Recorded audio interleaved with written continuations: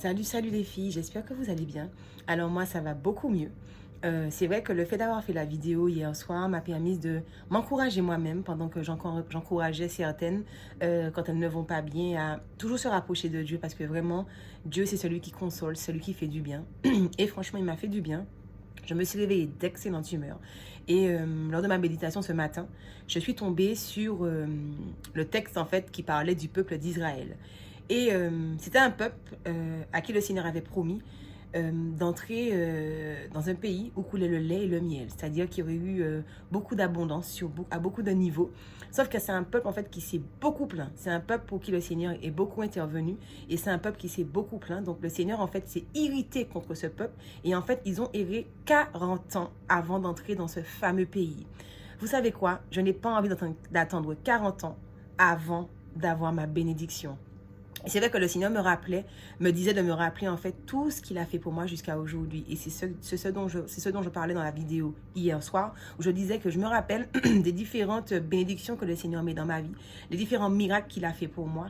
Et je ne veux pas en fait avoir à me plaindre et à murmurer. Et pour moi, quand je suis tombée sur cette vidéo, sur cette méditation, pardon, quand j'ai fait ma méditation en tout cas, quand j'ai tombé sur ce texte, je me suis humiliée devant Dieu. Je lui ai demandé pardon parce que je n'ai pas de me plaindre. Ne serait-ce que pour le souffle de vie qu'il me donne. C'est pas un dû. Le Seigneur, fait, c'est-à-dire que il n'a pas besoin de me réveiller chaque matin, vous voyez? Et il le fait. Et c'est une grâce en fait. Et il faut que je me rappelle en fait de chaque grâce. Je travaille alors que d'autres sont en grande difficulté par rapport à la situation actuelle. J'ai un endroit où dormir alors que certains sont à la rue. Franchement, j'ai des choses. Je me porte en bonne santé alors que je suis passée par une période de maladie où le Seigneur s'est révélé puissamment et il m'a guéri. Donc, je ne peux pas, je n'ai pas le droit de me plaindre. Dernièrement encore, j'étais hospitalisée parce que je me suis réveillée un matin avec de fortes douleurs au niveau de l'estomac. Ne comprenant pas ce que j'avais, j'ai dû être conduite aux urgences et après examen, on me révèle que j'ai une pancréatite aiguë. J'avais un calcul qui s'est mis en fait dans mon pancréas tout simplement. Je souffrais le martyre, j'avais l'impression que j'allais mourir. Et quand je suis arrivée à l'hôpital, la première chose que j'ai dit à Dieu, je lui ai dit, s'il y a quelque chose que je n'ai pas fait et que je suis là, pas faite et que je suis là, dis-moi de quoi il s'agit. S'il y a quelque chose que j'ai manqué, quelque chose que j'ai mal fait, donc de me dire. Je lui ai dit franchement, si aujourd'hui c'était mon jour, de me prendre. Mais que sa parole dit que par ces meurtrissures, je suis guérie. Donc je n'ai rien à faire là. Sauf s'il a besoin de me parler, j'attends qu'il me parle, je l'écoute, mais que je ne reste pas à l'hôpital. Donc j'ai été hospitalisée, il était prévu que je sois opérée pour pouvoir extraire les calculs. Et le soir même, alors déjà, après on m'a mise sous morphine. Et le soir même, tout s'est bouché. Je n'avais plus aucun médicament. Quand l'infirmière est venue me visiter à 5 h du matin, elle était étonnée parce qu'elle ne comprenait pas. Elle me demandait si pendant la nuit j'avais eu des douleurs. Je lui ai dit que non. Elle m'a demandé si je voulais d'autres médicaments. Je lui ai dit que non. Mais je savais que Dieu avait agi parce que quand j'ai dit au Seigneur que par ces meurtrissures, je suis guérie, je ne me suis pas interrogée à me dire, bon, est-ce que vraiment je... Non, j'étais confiante, par tes meurtrissures, je suis guérie, donc je suis sûre que je n'ai rien à faire là. Donc si tu as quelque chose à dire, tu le dis, et moi je sors ensuite de l'hôpital.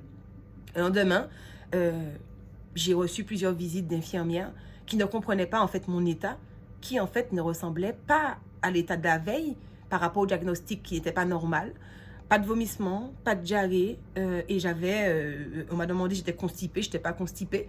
Et en fait, ils étaient surpris. Et je leur ai dit, j'ai prié. Ils m'ont dit, oui, mais bon, t'as prié, mais bon. Non, c'est pas mais bon, j'ai prié et j'ai parlé à mon Dieu, celui qui fait des miracles, et je lui ai dit que je reste pas à l'hôpital, que cette place, ce lit que j'occupais, c'était pour quelqu'un qui était malade, j'étais pas malade. Et les médecins sont venus, ils m'ont laissé attendre toute la journée de samedi parce qu'ils voulaient voir, ils voulaient comprendre et ils ne comprenaient pas.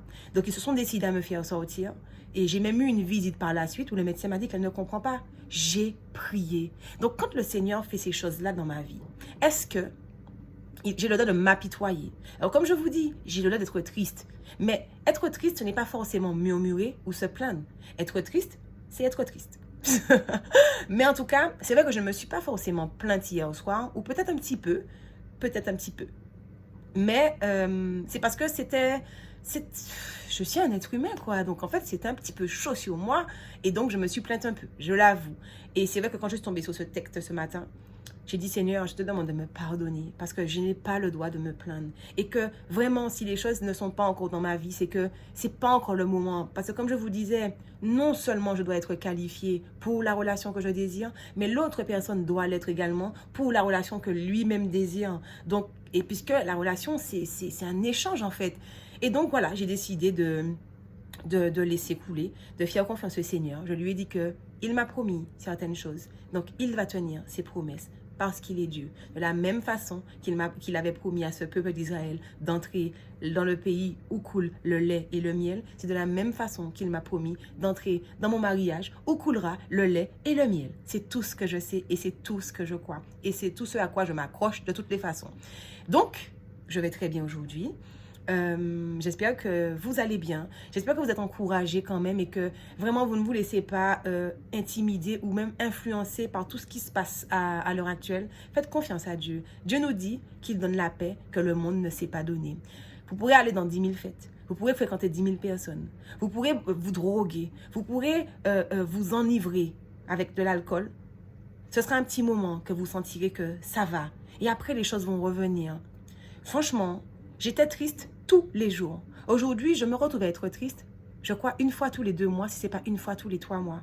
Parce que, par moment, en fait, les êtres humains, le temps paraît être très long. Dieu ne calcule pas comme nous on calcule. Mais moi, des fois, je compte. Je me dis, bon, depuis janvier 2021, tu m'as dit quelque chose. Je vois pas ce que tu m'as dit. Quand? Mais ça, c'est moi, en fait, qui me questionne. Dieu, il a prévu le jour, il a prévu le moment, il a prévu le lieu. Sauf que moi, je ne connais pas ni le jour, ni le moment, ni le lieu.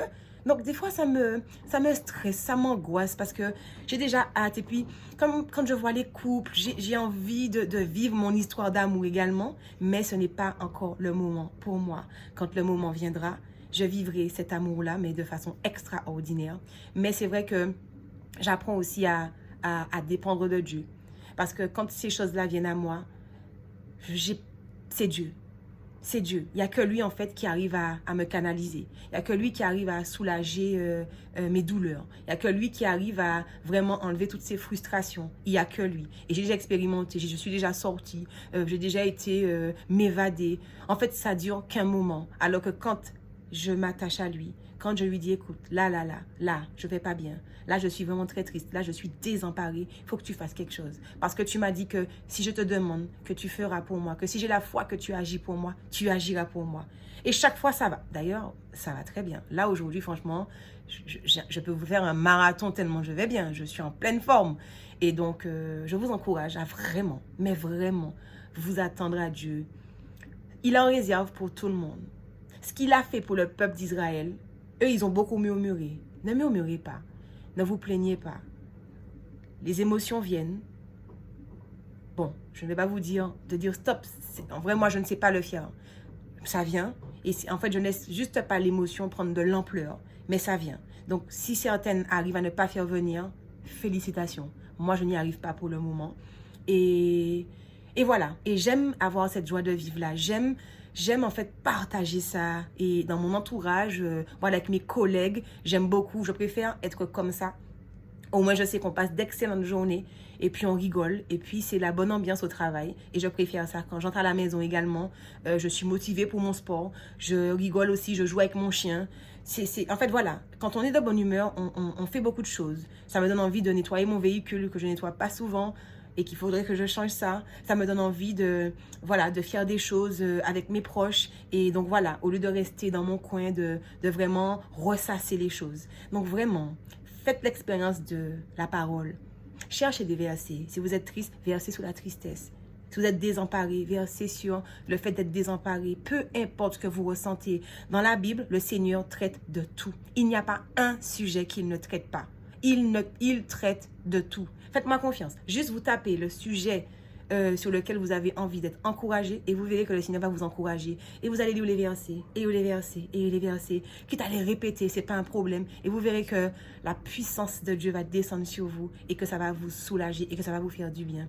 Surtout, ne perdez pas espoir. Ce que le Seigneur a fait pour moi, il est capable de le faire pour vous. Il n'y a rien de perdu. Quand l'ennemi vient en premier pour nous dérober ce que le Seigneur a en réserve pour nous, le Sauveur vient en dernier pour nous restituer tout ce que l'ennemi nous a pris parce que le Seigneur nous aime. Satan ne nous aime pas, mais Dieu nous aime et il fait tout ce qu'il peut pour pouvoir en fait nous encourager et nous persuader d'emprunter la bonne voie. Emprunter la bonne voie, au moins expérimenter. Je l'ai expérimenté et je ne regrette pas. Je ne regrette vraiment pas.